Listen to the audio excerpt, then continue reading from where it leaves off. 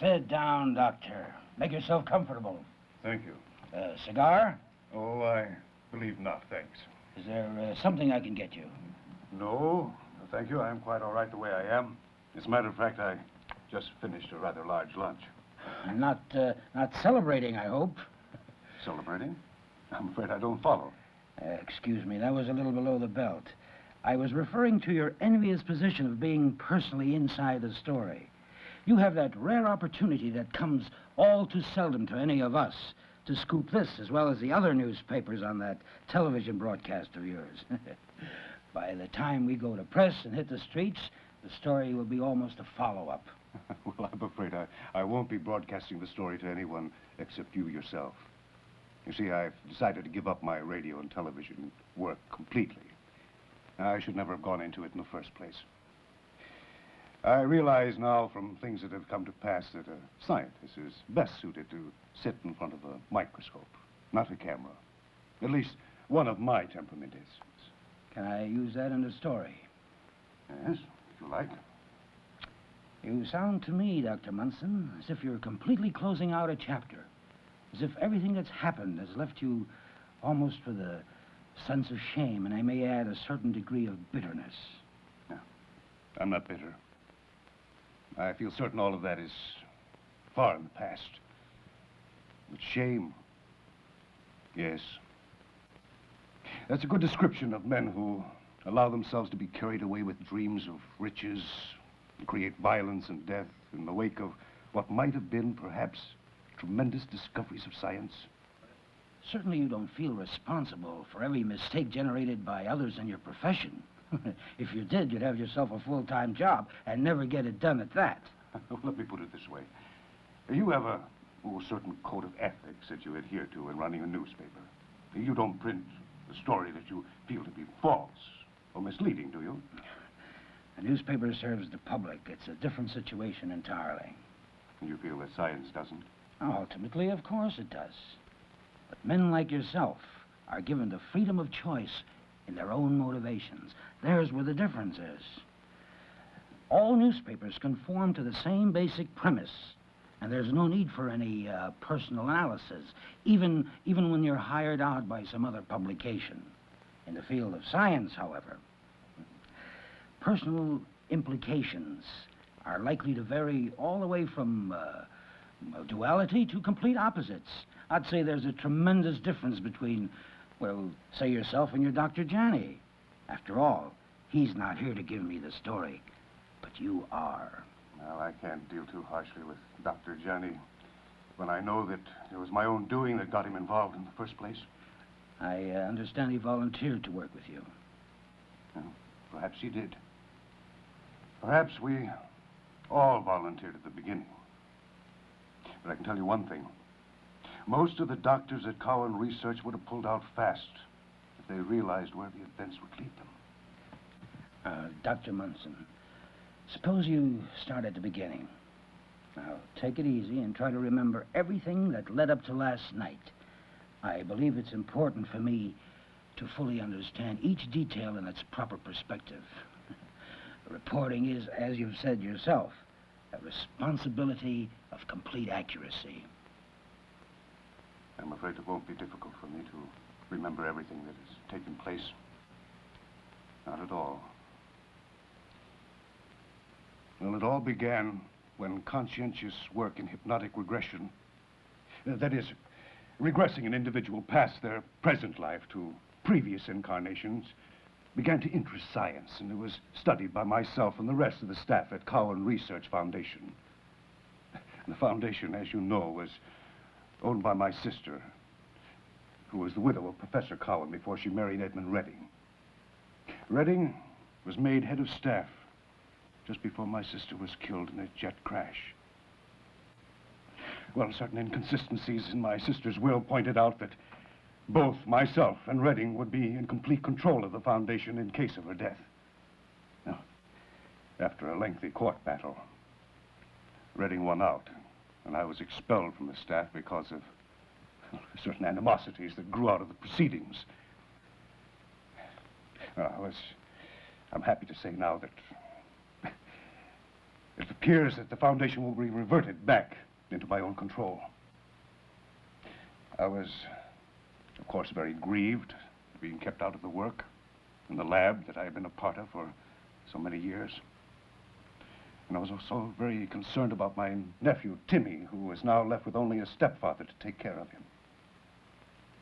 All of my experimental notes were left to the Foundation, and I felt somewhat cheated. And rather badly over losing my key subject to the hypnosis, Ann Taylor, who had the marvelous capacity to go into the trance state and recall her previous life with the ancient Mayan civilization. We found that she could almost recall the exact location inside a still existing pyramid of a possible huge fortune in ancient gold. Well, the phenomenal results that Redding had with Ann Taylor was the subject of much inquiry around the world, and pressure was put on the Cowan Research to make its findings known to the Science Association. Redding agreed to a symposium, at which time he would explain to everyone in detail and open the case before the entire association. This occurred in early September, on a Friday afternoon, just preceding the Labor Day weekend.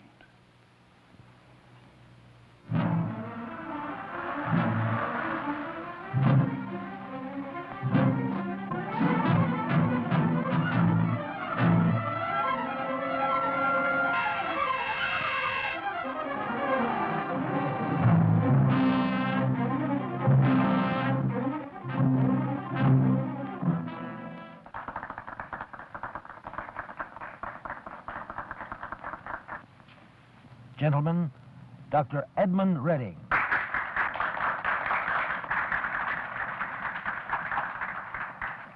As Redding began to speak, it became immediately apparent that he had a change of heart and decided it was in his own interest to withhold the information everyone had come to hear. This was taken with great surprise by those who had traveled thousands of miles to attend the lecture.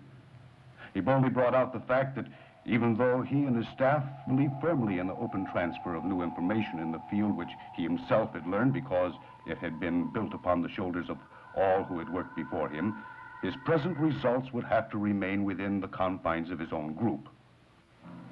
Little time had elapsed before Redding found himself challenged openly to reveal his reasons for holding back the findings and new understandings of the Mayan civilization they knew had been brought about through his months of work in hypnosis with Ann Taylor. He was asked on several occasions questions that were basic in nature, and these were answered to a degree that would inhibit the further points that would naturally follow. When he was literally pressured into a directly pointed corner of questioning, Redding simply refused to answer. In expressing his deep regret that most of those present would regard his decision in the matter as grossly a selfish one, he insisted it was justified. The fact remained that all findings were, at this point, inconclusive because of the lack of time he would need to verify factors that were inconsistent with the geographical standards of the pyramid in Yucatan. It became more and more clear to the men who spoke out their disbeliefs of everything Redding had to say that there must have developed within the group at Cowan a tremendous motivation for their secrecy. There was no doubting the fact that the motivation such as this was the age-old plague of man's lust for that ever-appearing treasure of gold. If this great fortune were to be uncovered by a group dedicated to science, and particularly members of the association, every research lab in existence should be allowed to share in an actual search. Redding maintained stubbornly that his interest was primarily that of proving or disproving the statements of Miss Taylor in her hypnotized state as a Mayan princess, and the reference to hidden chambers within the pyramids was not in effect necessarily pertaining to gold. The meeting was closed quietly, with Dr. Redding assuming an attitude of rather composed indifference to men who had for years supported his work.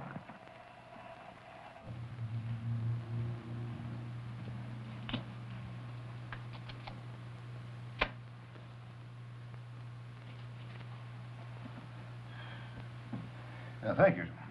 Sit down, John. You must be tired after so much flying. I hope I'll be able to say the trip was worthwhile. You know, I'm not usually an angry man, no matter what the circumstances. But I'll say this farce of Dr. Redding's today has been enough to upset my insides. Care for a drink? No, thank you. I had an ulcer flare-up the day before I left Hong Kong. And what with the long flight and food from stopover hotels, it was giving me trouble even before I heard Redding talk. Now it's really beginning to hurt. You ought to let me check it out for you. I'm still practicing medicine, you know. No, I didn't. Oh, yes. I work every Monday and Friday at a local clinic. I think it's a good idea to keep up with the new developments at a level of actual operation. You know, you haven't changed a bit since you actually carried me through medical school. That's a long time to maintain the same values. I admire it very much. And you? Me? Mm-hmm. Well, I've accepted the fact that I'm only referred to as Dr. Janney, not Professor Janney, as I once hoped would be the case. I'm afraid I dropped personal ambition years ago and realized that this so-called Dr. Janney wasn't in essence a doctor at all in the same sense as you and some of my other friends. I came to the conclusion that my real talent lies in the field of promoting research, making it possible for others to get the job done. Well, administrative work is just as important as slides under a microscope. Well, perhaps. But what about science reporting? That. Now, don't tell me that you caught my television stint in Hong Kong. No, it was in England. Well, I didn't realize we were spread out that much. Well, for the record, let me explain by saying that any work that I've been doing in front of a microphone is just merely a stopgap. Most certainly not a career. It was a job that was offered me, and I accepted. See, when I was severed from Cowan, I unfortunately found myself faced with the pressures of every day that affect all of us. The most consistent one being financial. I figured as much.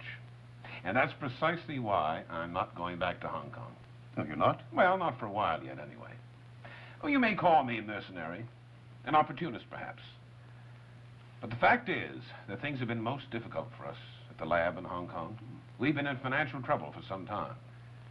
Now, it's my job to right the ship, and at the same time, map out a course that my researchers can follow. Now, I believe I can do that, and at the same time, map out a similar course for you. Referring to the possibility of uncovering Mayan gold? Oh, I believe it's a little bit more than a possibility. This girl, what's her name? Ann Taylor. Ah, yes, Taylor. Apparently she's the key to the real issue, not Cowan research. If you could only persuade her to break away from Redding somehow or other, but... Well, I suppose you've done everything in that direction. Well, I wrote you a detailed history report on how I first found out about her ability to recall her past lives under just mild hypnosis. It was because of my excitement and encouragement that she consented to let me take her to see Redding, and also because she was very much aware of the fact, the same as all of us, that he holds the honor of being top man in his field. Her confidence has remained very much the same. Both herself and a small sister live right there on the premises. Now, I'm sure that nothing could persuade them to leave. Ah. Then it seems a new channel of thinking is in order. I've already effected it. You have? Mhm. Then tell me honestly if you could use some help. That goes without saying. But how long could you stay away from your own base? There's absolutely no telling how much time would be involved. Most certainly no assurance of success. Leave the gambles up to me, both on the amount of time and the chances of getting our hands on that gold. You realize, of course, that I would want to share in it. Well, there wouldn't be any other reason for you to get involved. When you told me about your financial problems, my first thought was how I might be able to help you. Yes, I'd be glad to share 50-50, if there is anything to share. If these stockpiles, or even one of them, could be located, it would represent such wealth that could actually affect the gold standard. A leak of information is a definite possibility. But what they don't know is that the leak will not occur after they make the search of the pyramid as they fear, but that it has already begun to flow in a steady stream of information directly into my office. You have someone on the staff? Not exactly, but almost that. Well, if this source is accurate, then you should know precisely the date they plan to leave for the pyramids. I don't believe that I'll need any help to learn of that. It'll probably be carried by every newspaper. Redding knows that he won't be able to keep his activities a secret with regard to anything like a plane trip. And by the same token, he knows that nobody would follow him into the pyramid, because he'd be aware of their presence and simply hold off on the search until he was alone. No. My plan is to learn of the developments just as though I were actually going along with him. In all justification, you should be. Now, if I didn't truly believe that, I'd drop the entire thing. I'm sure you would. As for myself, I can't claim to be drawn by anything quite so scrupulous. You remember I did mention to you that you might call me an opportunist. Well, now, let's not think about it like that. You're one of the best qualified men I know when it comes to getting any certain thing done. Well, you may become somewhat shocked at some of the methods that are sometimes necessary in a world of competition. I'm still well connected in this city with people who deal in business that's sometimes rather sticky. If it should turn out that I need their help on the project, I hope you won't become alarmed. Yeah. I won't interfere with your judgment. Ah, good. That should simplify things a great deal. Now, getting back to cases. If your friend over at Cowan is not a member of the staff, who is he then? He's my nephew, Timmy. A rather bright teenage boy who's been loyal to me ever since I had to leave. Timmy wasn't favored when my sister married Redding. And when she died, he was left not only without a mother, but with a stepfather that he had never really taken to. Redding, of course, never had the time to give the boy the companionship to overcome the usual stepson problem. I believe that I've been closer to Timmy for years than anyone else. He was positively shattered when I had to leave the group. But you stayed in close contact. Oh, not openly. No, if Redding realized the extent of our relationship, he'd cut Timmy off from the work as a security measure. But how do you see him? Timmy has a girlfriend. I reach him by calling her. She sets up the meetings. As a matter of fact, I'm due to set up an appointment right now. I'm rather eager to learn of Redding's feelings after what happened today, and what his next move might be.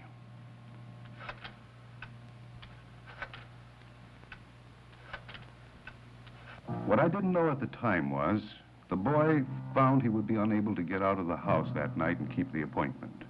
Timmy was instructed to go to his room and stay there. A mild protest was to no avail, as Timmy knew from past experience that his stepfather was a firm individual in a matter in which he held conviction. The men discussed every possible obstacle in the dangerous move Redding had suddenly decided upon. This move had been delayed several times previously out of fear of possible physical harm affecting Ann Taylor. In one mind, there was uncertainty and much doubt that this night should be the one in which would bring about the maximum depth of her Mayan existence. Redding told of his responsibility toward everyone involved and of his feeling that if he should allow himself to be influenced by outside opinions, or, for that matter, even members of the staff, then all their work could fail due to indecision, which in his mind was far worse than any research mistake. Redding himself was as fearful as any of the possible damage that they could bring about to the nervous centers of Ann Taylor. In the careful consideration that time was all important and knowing that each individual, including Ann Taylor herself, had prepared themselves, Redding reaffirmed his decision and announced that they would go ahead as planned.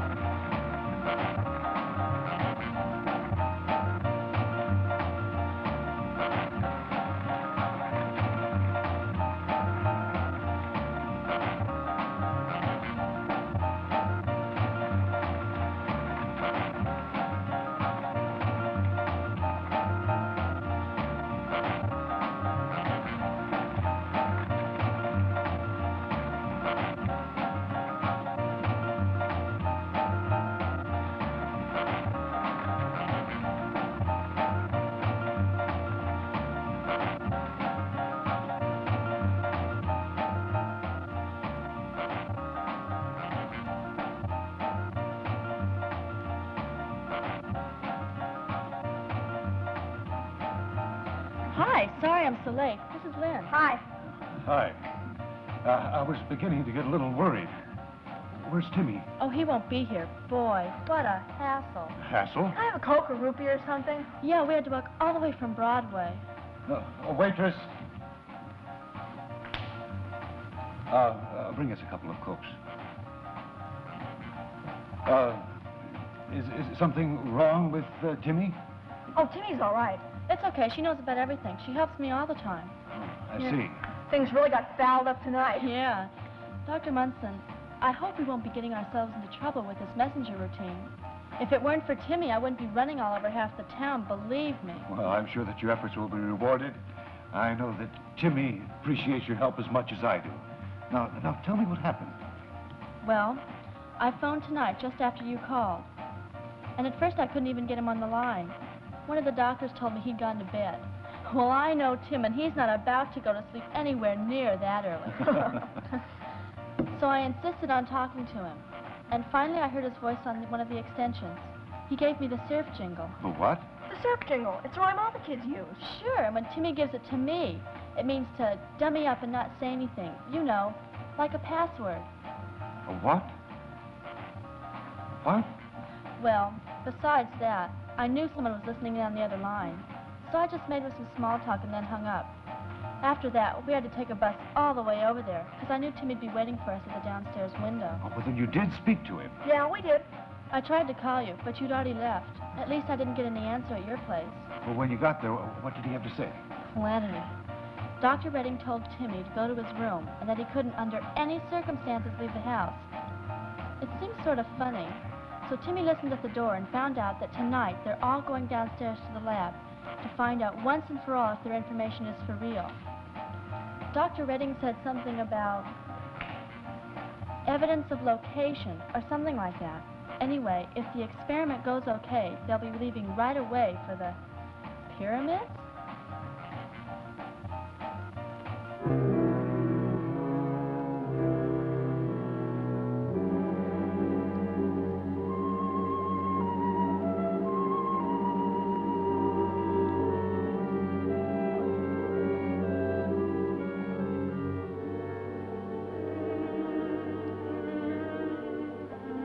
Pressure normal.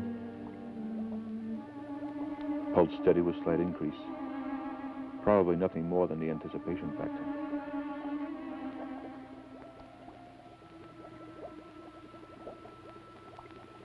Now remember, we won't let you go any deeper than you did last night. I understand.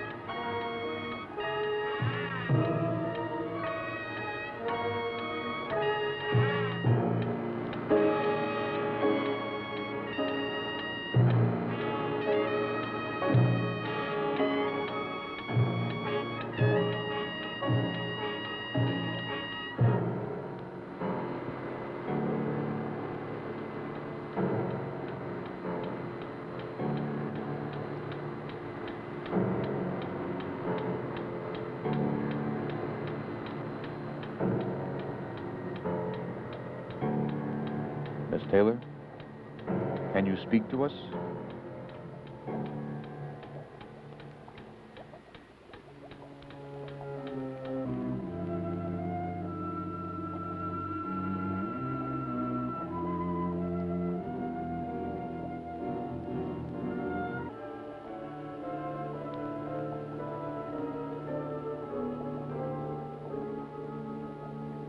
Miss Taylor, do you hear me? Do you hear me? I can hear you.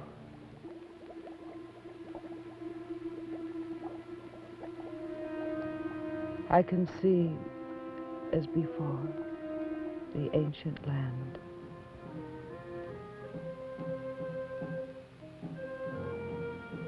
I see the mountains which surround a city of stone.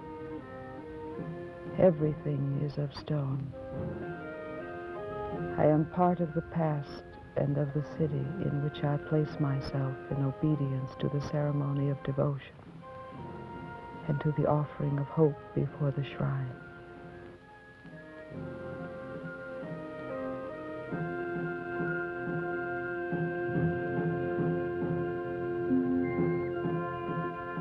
I see a great chieftain who approaches in elegant splendor and is frightening, though his powerful form is surpassed by a known supreme wisdom.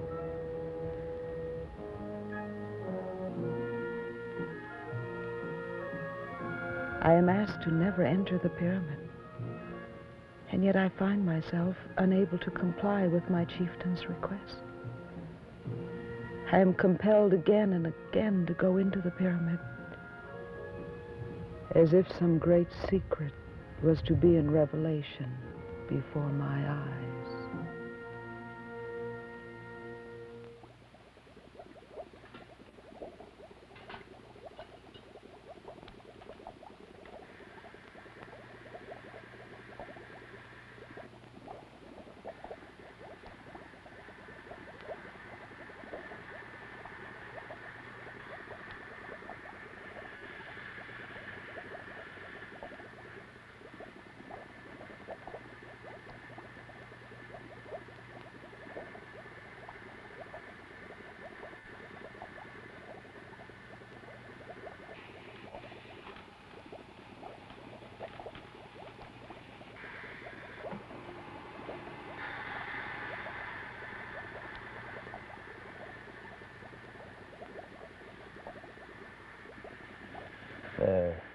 She's all right.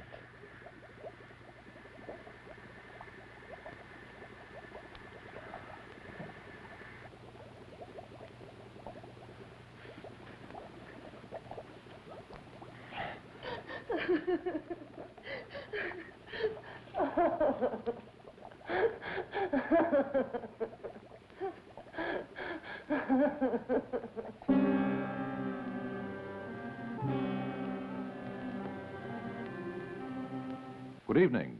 This is Douglas Bank with all the news from across the nation. Dr. Edmund Redding, who heads the staff at Cowan Research Foundation in Pasadena, has departed for Yucatan for what he has described as an objective, first-hand search of the Great Pyramid there. Dr. Redding, a naturalist, has been successful in bringing to light some startling facts in the puzzles of man's early civilization. It isn't known at this reporting as to just what Dr. Redding is hopeful to find in the pyramid, which is something of a tourist attraction and has been searched, in its upper levels at least, many times previously. Accompanying Dr. Redding in the trip to Yucatan are members of the staff of Cowan Research Foundation, Dr. Redding's son, and Miss Ann Taylor of Los Angeles. If you're wondering where the pyramid is located, it lies at the western tip of the North Yucatan border.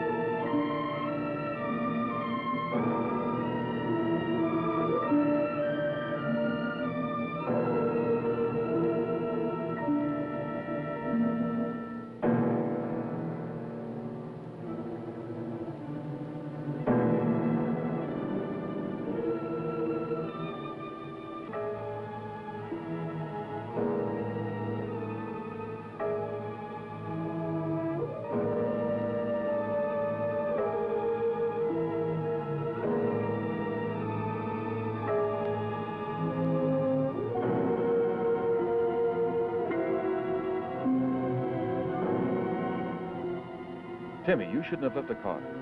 Oh, he'll be all right. I'll stay close to him.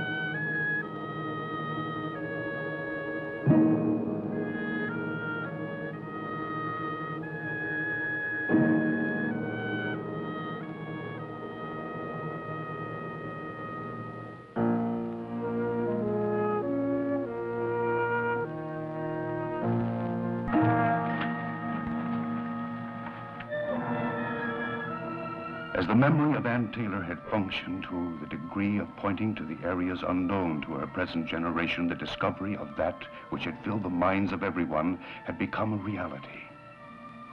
The metal used by the ancient people was indeed gold of the highest quality. Somewhere inside that pyramid lay a fortune as suspected, and the area itself was close at hand. A cold wave of something evil brought fear to the heart of Ann Taylor, who for the first time felt herself wrong in searching the pyramid. Her protests were based upon intuitive feeling that in some way a dreadful force of dark evil will exert itself upon all those present for entering into the catacombs and chambers that were forbidden to all but the minds themselves.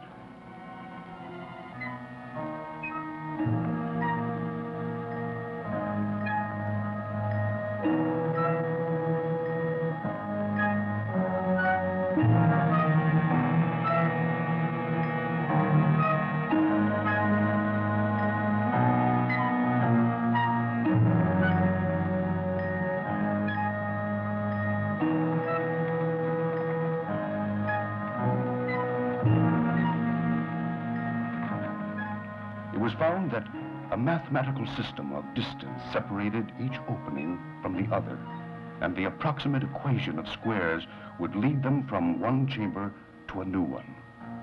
Redding became more and more intent in his quest to dive deeper into the mysterious catacombs that he now firmly felt not only existed, but would ultimately turn up more than their wildest expectations.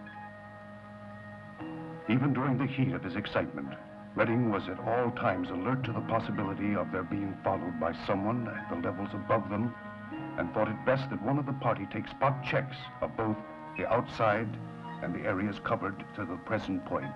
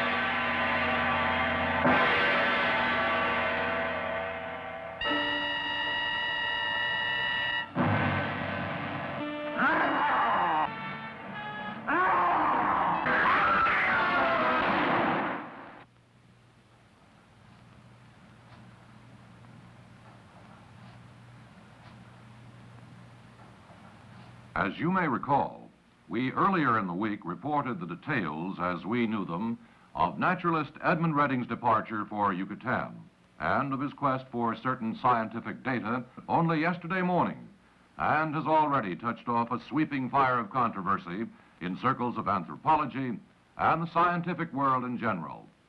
Our science editor, Dr. Frederick Munson, has the story.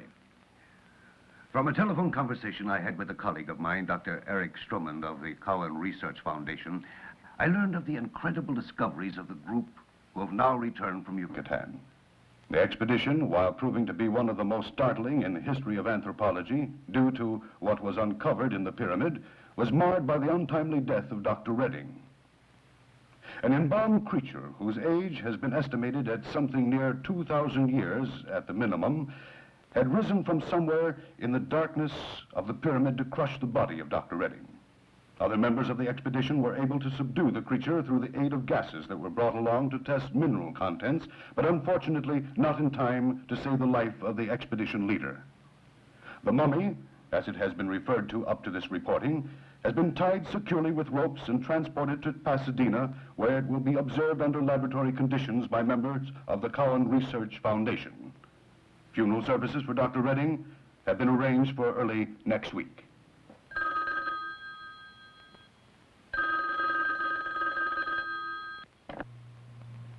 Hello, Dr. Janney. Oh, hello, Timmy. No, he's doing his broadcast. I was just listening to it. I expect to hear from him shortly, though.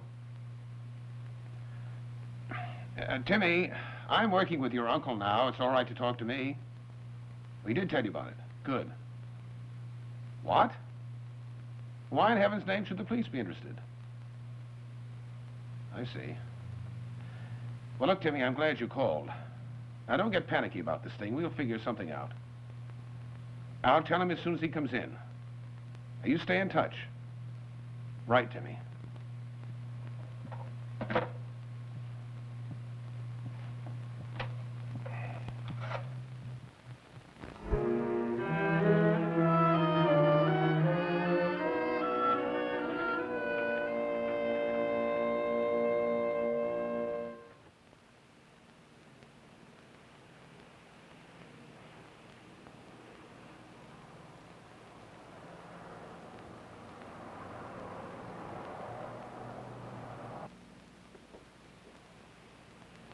Detective Hammond, Police Department.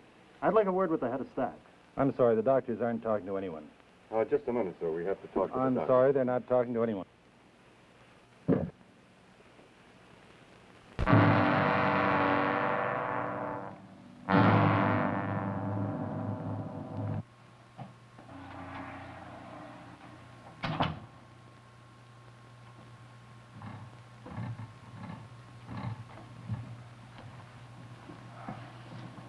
How'd it go? Oh, all right. Weren't you listening? Yes, I heard the broadcast. I met the hullabaloo. You must have been swamped with inquiries. Yeah, from all the wrong people. Is there any coffee going? I sure could use some. I've learned to work your kitchen. It's good and hot. I'll get it. You take a load off your feet.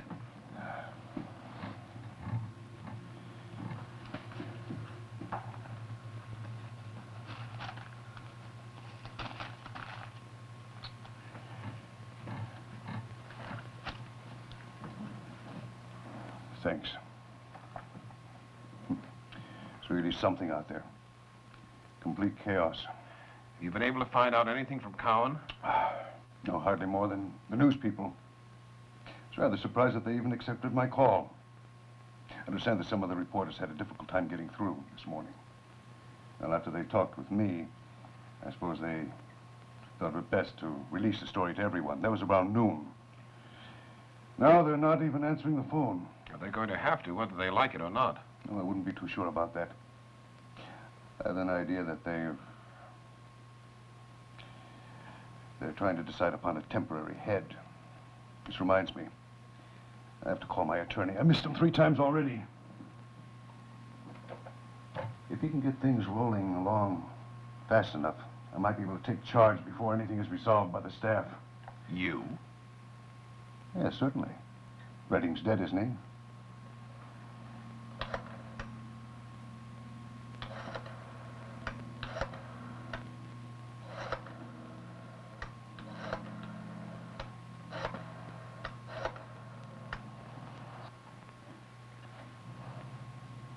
Yes.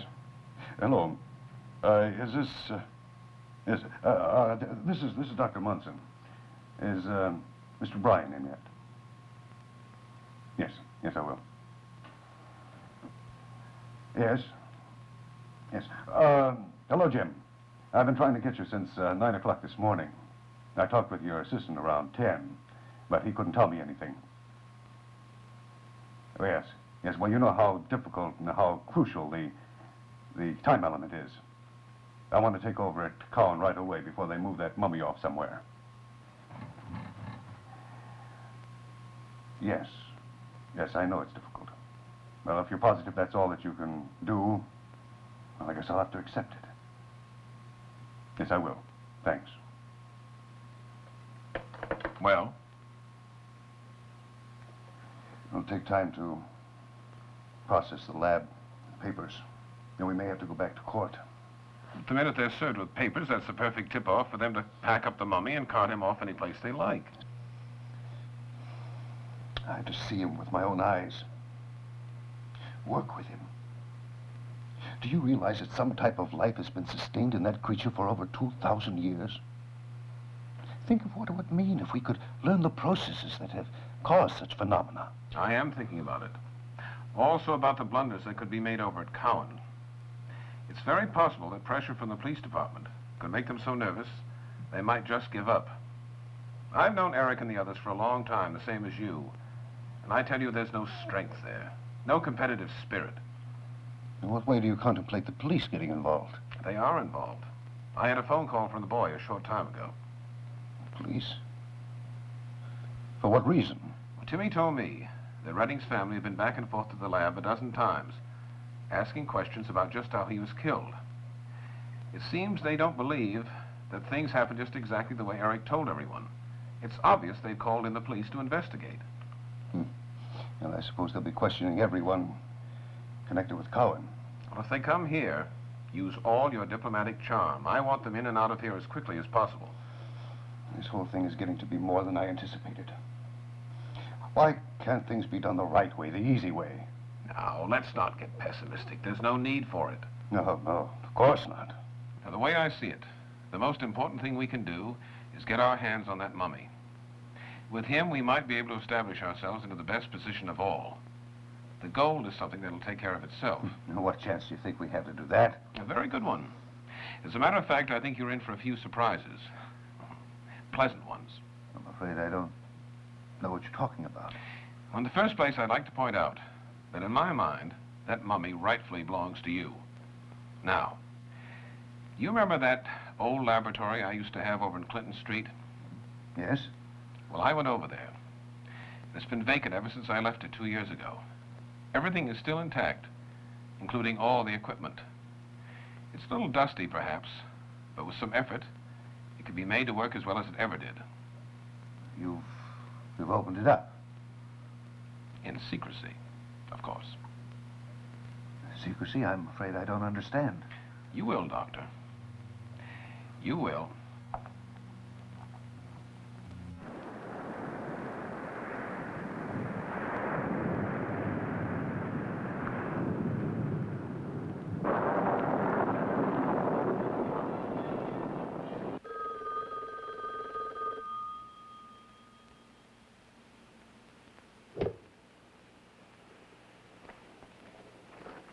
Hello. This is Stetson. Calling for Dr. Janney.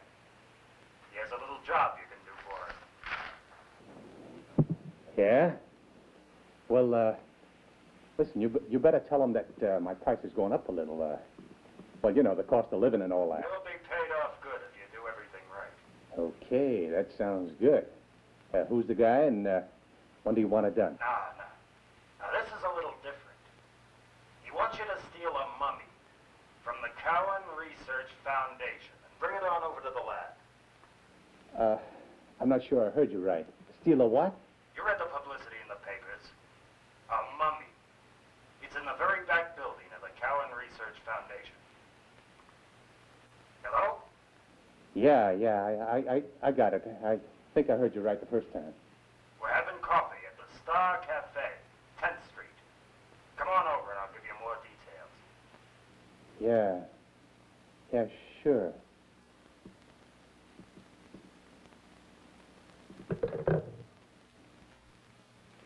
I'll be glad to cooperate. The police are most certainly entitled to any information that will help. I've always felt that way. Thank you. I feel it's a duty of every citizen. I'm glad to hear that, Dr. Munson. I must say, though, that you're a rare breed. Having the door shut in one's face is more or less a policeman's hazard. Well, I work independently here. It has its disadvantages, but also the advantage of not being tied down in anything of a political nature. Or the obligations to a board of directors, as is the case of Cowan Research. Oh, I could have gone to work for them a long time ago, but I'd rather have it this way, be my own boss.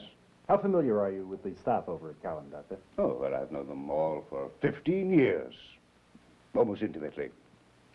And I may add that there's never been an instance of foul play during that period or any other time. Men of science, you know, are dedicated to their work. That above everything. I've heard. Doctor, I'd like you to tell us everything you know about Dr. Redding, about his work. When did it begin? And incidentally, anyone you might know who would be interested in it.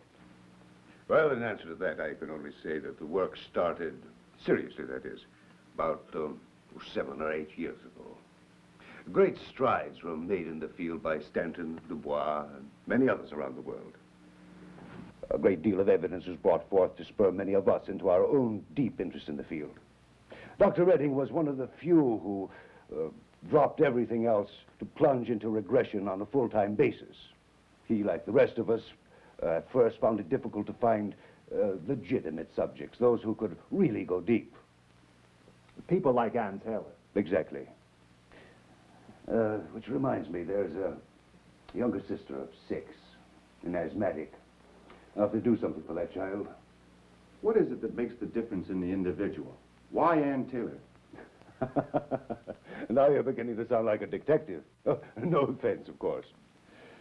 But a short, precise answer I cannot give you. We simply do not know. Doctor, I'm very interested in what I asked you about other people, connected with Dr. Redding's work. Well, I can only tell you that the interest spread in every direction, every country. If you're attempting to pinpoint individuals, you have your work cut out for you. The number would run into the thousands.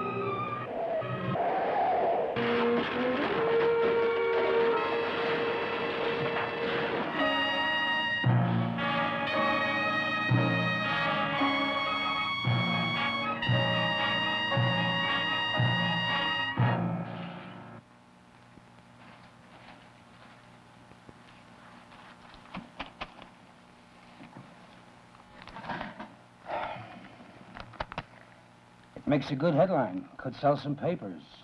Rouse a whole lot of interest. Yes, a story like this spread across the front page could increase our circulation temporarily anyway by 30, 40, maybe 50,000 copies. But I wish you'd tell me something, Doctor, because I'd truly like to know. Just what is your game? I'm afraid I don't understand. Perhaps it's me you don't understand.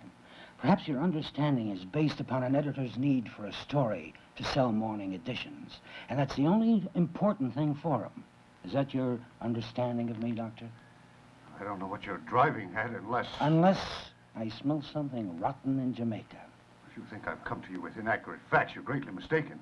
Everything is the truth, just the way it happened. It's a shame that these facts can't be backed up by anyone except you. The men at Cowan Research won't talk to anyone, and your Dr. Janney has left the country. And the most curious fact of all remains that every individual that actually saw this mummy of yours is no longer alive. You know, it cost us almost $200 in makeup to see a proof like this. Harry, kill the mummy story. Just carry a 2-column bit on the auto accident. Everyone killed. The driver and Taylor and one more unidentified. Now, replace the headline with something on the mine disaster. Now, get started. We've lost a lot of time.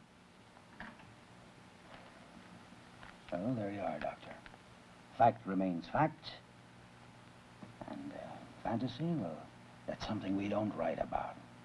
You know, a mistake is something we can correct in time, even though in some cases we're tempted not to. Now, you've given up your broadcasting, so no decision had to be made. That's quite convenient, I'd say, under the circumstances. I tell you, it's the truth. Every word of it. If it is, then I'll be the loser. I've been there before. You know, the $200 I mentioned to make up your headline, it's actually not so bad as all that. In saving face, we also gain a few dollars. You see, the lead is melted down so we can use it for type again. Seems like everything we use today has some sort of salvage value. Even the waste paper is hammered into pulp and put through the presses again to come out with another story. Perhaps not a startling one, Doctor, but a reasonably documented story.